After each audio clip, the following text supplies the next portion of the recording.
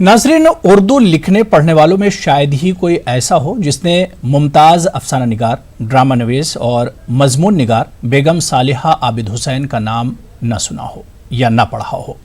आज सालिहा आबिद हुसैन का 106वां यौम पैदाइश है। मुलाहिज़ा कीजिए उनकी हयात व खिदमात पर हमारी ये खास रिपोर्ट।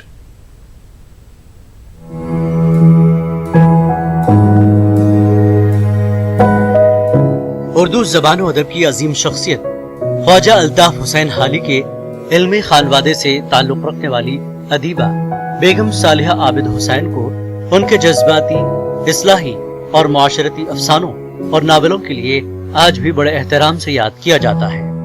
उनकी वालिदा मुश्ताक फातिमा मौलाना हाली की नवासी थी। मुश्ताक फातिमा का निकाह ख्वाजा गुलामुस सकलैन से हुआ था। 18 अगस्त 1913 को उनके यहाँ एक बेटी पैदा हुई जिसका नाम मुज़दाक फातिमा रखा गया। पानीपत में जन्म लेने वाली यही लड़की आगे चलकर सालिहा आबिद हुसैन के नाम से जहान उर्दू में मशहूर हुई। उनके दो भाइयों ने भी अपने अपने मैदानों में बड़ी शोहरत पाई। मशहूर माहिर तालीम ख्वाजा गुलामुस सैयदैन उनके बड़े भाई थे और अदब और फिल्म की मायनाज शख्सियत ख्वाजा अहमद अब्बास उनके चचाजाद भाई थे। मुज़दाक फातिमा के घर में इल्मी व अदबी माहौल पहले से था, चुनाचे उनकी इब्तदाई तालीम घर पर ही हुई।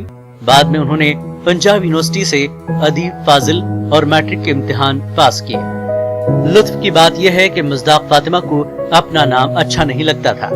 स्कूल की लड़कियां उन्हें अक्सर मिस डाक कहकर छेड़ती थी, चुनाचे उन्होंने खुद ही अपने लिए सालिहा बेगम का इंतखाब कर लिया।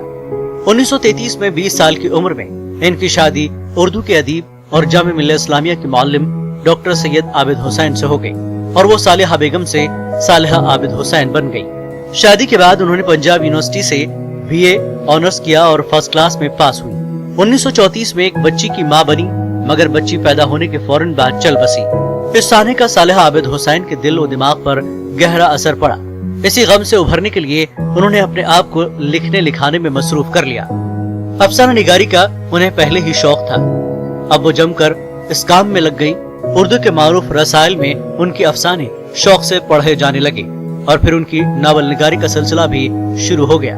उन्होंने 8 नावल लिखे जिनमें अजरा, आतिश खामोश, राह अमल, खतरे से गहर होने तक, यादों के चिराग, अपनी अपनी सलीब, उलझी दौड़, गोरी सोए सेज पर और 7वां आंगन शामिल है। सालिहा बेगम ने सवाने निगारी और तालीफ व तरतीब के काम भी हाथ में लिए। 2 जिल्दों में अनीस के मरसिए मुरतब किए। अल्ताफ हुसैन हाली की शख्सियत पर एक अहम किताब लिखी। अपना यूरोप का सफरनामा लिखा। करबला की खवातीन पर एक उम्दा किताब तहरीर की और बच्चों के लिए बहुत सी अच्छी अच्छी किताबें लिखी।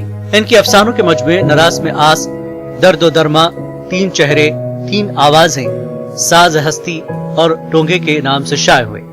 ड्रामों में वो बचपन से ही दिलचस्पी लेती थी, चुनाचे कई ड्रामे भी लिखे जो नक्शे अव्वल के नाम से शाया हुए। अपनी जिंदगी में सालिहा आबिद हुसैन ने 50 से ज्यादा किताबें लिखी।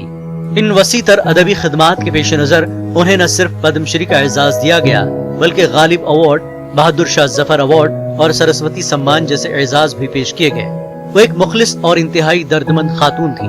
खुद कई जिस्मानी तकलीफों में मुब्तला थी। एक गुर्दा खराब होने की वजह से निकाल दिया गया था और सिर्फ एक गुर्दे से ही जी रही थी। बाद में तनफुस का आर्जा हो गया था। आए दिन बीमार रहती थी। इसके बावजूद दूसरों की खिदमत में लगी रहती थी और तसनीफी और तख्लीकी काम भी जारी रखती थी। 8 जनवरी 1988 को दिल्ली के एक अस्पताल में इलाज के लिए दाखिल थी कि अचानक दिल का दौरा पड़ा और इंतकाल कर गई।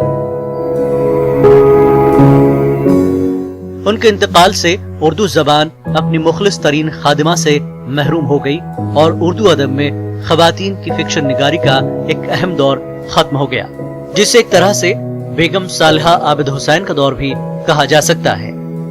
Bureau report, news 18 Urdu.